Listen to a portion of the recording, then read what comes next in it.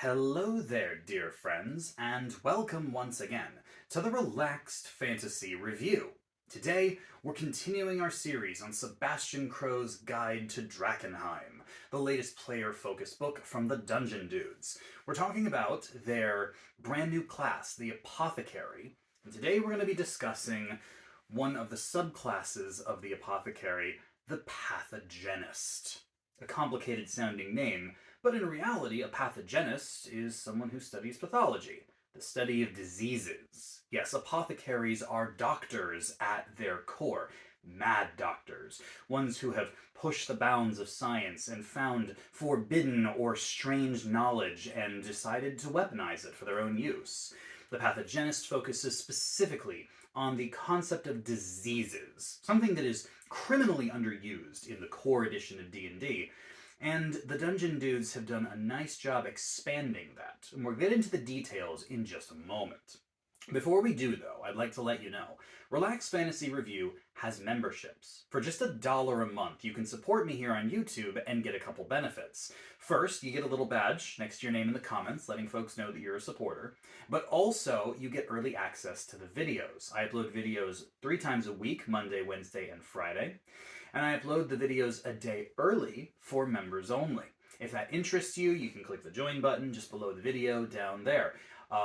If it doesn't interest you, that's totally fine. I still appreciate you being here. Thank you so much for watching my content and supporting me here on YouTube. So the Pathogenist. Apothecaries choose their subclass right at level 1, and they get 2 different features here. The first one is called Plague Proficiency. And this is a ability that gives you a free cantrip, doesn't count against your cantrips known, Chill Touch, which is certainly a nice cantrip to have. It's strong, it has a cool effect, it's a good cantrip. You also get proficiency with the Herbalism Kit. Little hack here you can do. Most apothecaries, all apothecaries, can choose the Herbalism Kit as one of their core class toolkits. And the Pathogenist specifically says that if you have proficiency in the Herbalism Kit already, you can choose any other artisan's tool of your choice. So my recommendation, get the Herbalism Kit from your core class, and then pick your favorite right here. But based on the idea that you've got Chill Touch in the Herbalism Kit, I say that's an 8 out of 10. Good cantrip, niche tool. The other thing you get at level 1 is an expanded spell list, Pathogenist spells. And this one is fun because there's a lot of Dungeon Dude originals in here, because they did make some spells in their book. There's also some classics, things like Inflict Wounds, Contagion is on here. There's a lot of disease and poison-based stuff. I do want to call out one spell that the Dungeon Dudes did invent called Infect, because this actually comes up later in the Pathogenist's skills. Infect is one of those minute-long concentration spells where you give a creature a disease and they take an additional bit of damage. I think it's 1d12 damage at the beginning of their turn. It upcasts nicely. It's a good concentration spell, and what I could see most Pathogenists focusing on for a good portion of their career. All in all, the table suffers a little bit from the D&D's poison and disease limitations, but the Dungeon Dudes have thrown some good additions in here. I give the whole thing a 7 out of 10. Then at level 3, you have a interesting named one. Pericious pathogens. I believe that just means, strong disease.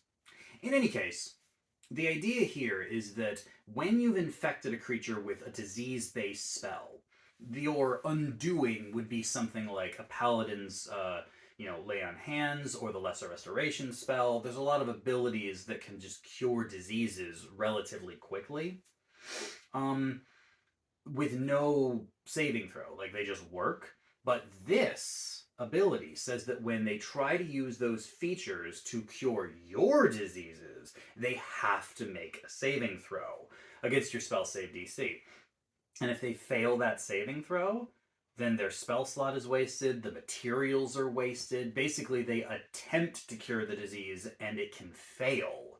This is a really cool feature, one that, I mean, there's loads of abilities out there where creatures have to make saving throws to resist. So what this does is it takes diseases from being just bottom of the barrel, not very good, to the same level as most other spells. And it's a very critical feature. It's not super powerful. I give it an 8 out of 10, but it's essential for this subclass to work. Otherwise, they would be undone by any 3rd level cleric.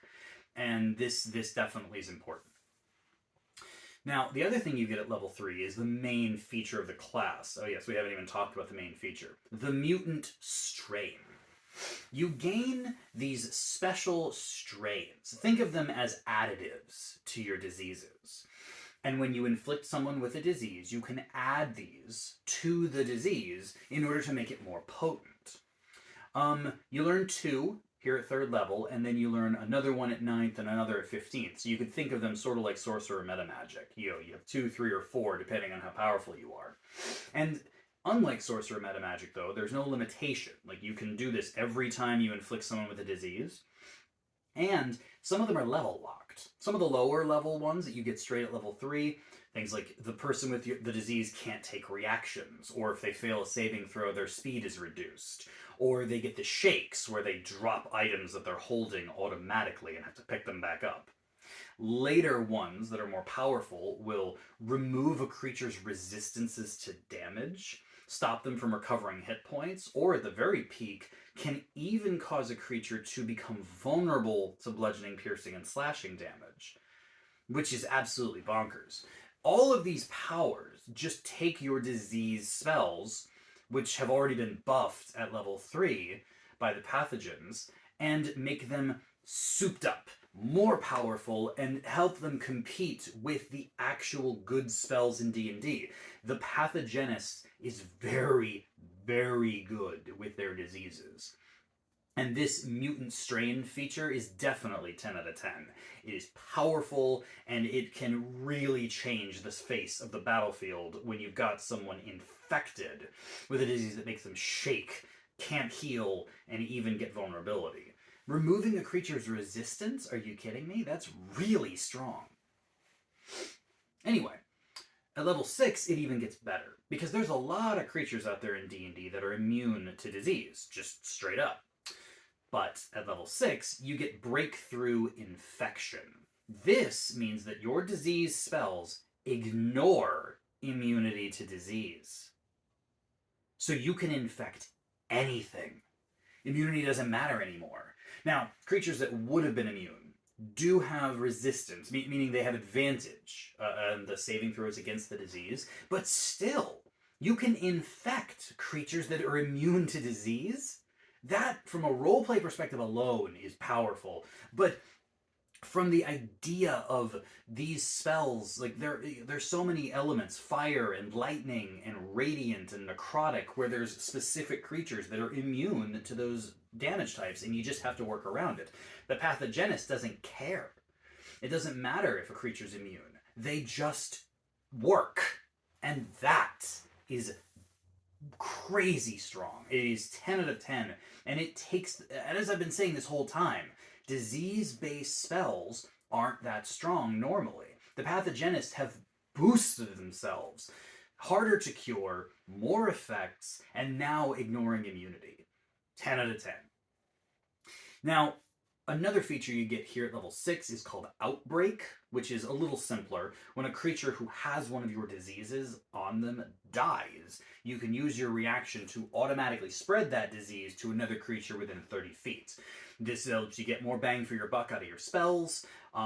It kind of resembles the Hunter's Mark or Hex thing, except you do it as a reaction when the creature dies. Pretty good. I say 9 out of 10. Very, very solid. Now, the next one is level 10, is a doozy. This is called Insidious Incubation. This is very specific to the spell Infect. I mentioned earlier that it would come up again. And since it's always prepared for you, it's on your expanded spell list, you're gonna have it. When you cast Infect, normally it's a spell that takes an action to cast. You concentrate on it for 1 minute. But with Insidious Incubation, Infect no longer takes concentration. You just cast it, and it lasts for a minute. No concentration required.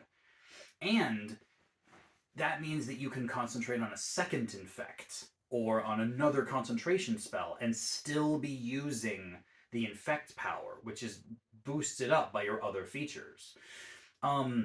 It's a shame that this only works with Infect. There's other concentration spells you could be using, and if it was just like all the spells on your Pathogenist spells, or any spell that inflicts a disease specifically, no longer requires concentration, so you can just pass them out. It doesn't say that. It's specific to Infect, and you can only do this once per short rest. I think that breaking the concentration rule is a very powerful thing, and if it was more spells that could do this, this would be a 10 out of 10 feature, but as it's only Infect, I'm going to give this 8 out of 10. I understand that it would have been too strong to just say all Pathogenist spells or any disease-based spell. I get it. Still, 8 out of 10.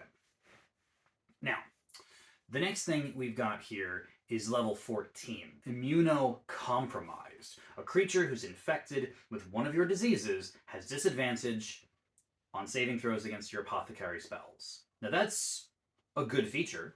It's a common thing you might hear. Shadow Sorcerers, for example, can do this with their Hound of Ill Omen. Forcing disadvantage is a powerful thing. It's a little late in the sense that by this point a lot of enemies have legendary resistance and disadvantage doesn't matter in that case. But I will say that it's still a good feature, and there is no limitation to it. As long as a creature's infected by your disease, all your other spells, they roll with disadvantage. So, yeah, this is good. It's just a little late, but I'm not upset about it. It's a good feature, 9 out of 10. Then the final thing you get is at level 18, Rapid Evolution. And basically this takes your Mutant Strains that you got way back at level 3, the buffs to your diseases, and allows you to apply 2 of them to each disease instead of 1. So, for example, telling a creature that they not only get a speed reduction, but also cannot take reactions at the same time. Or if you really want to mess with people, get the one that removes resistances to damage and makes them vulnerable to bludgeoning, piercing, and slashing. That right there takes away a creature's defenses like you wouldn't believe. Suddenly, elemental spells they were resistant to are doing normal damage, and heaven forbid the barbarian or paladin get in their face. It is very strong to apply the Mutant Strains in general, and having 2 at once, absolutely fantastic, 10 out of 10. Overall, the Pathogenist does something, and the Dungeon Dudes have done something here that I've never seen done in D&D. The closest I can think is the Mercy Monk, which took the idea of the poisoned condition and just added it in as a kind of easy thing for a Mercy Monk to throw on an enemy as long as they can hit them with their flurry of blows. And that was a powerful feature too. The Mercy Monk's arguably the strongest monk. This takes diseases, things that are so underused in D&D, and not just makes them viable, but makes them powerful, strong features that really sing. And I think that the Pathogenist is a great subclass. I give it a 9 out of 10 overall because it really has done something that I've never seen done in D&D. And I applaud the Dungeon Dudes for building a solid subclass out of this. This has been the Relaxed Fantasy Review. If you enjoyed the video, please like and subscribe down below. Have a look for the join button down there, and also have a look for a link. I'm putting a link to Ghostfire Games. They're the ones who published Sebastian Crow's Guide to Drakkenheim. You should check it out. I know you won't be disappointed. Have a good one, my friends.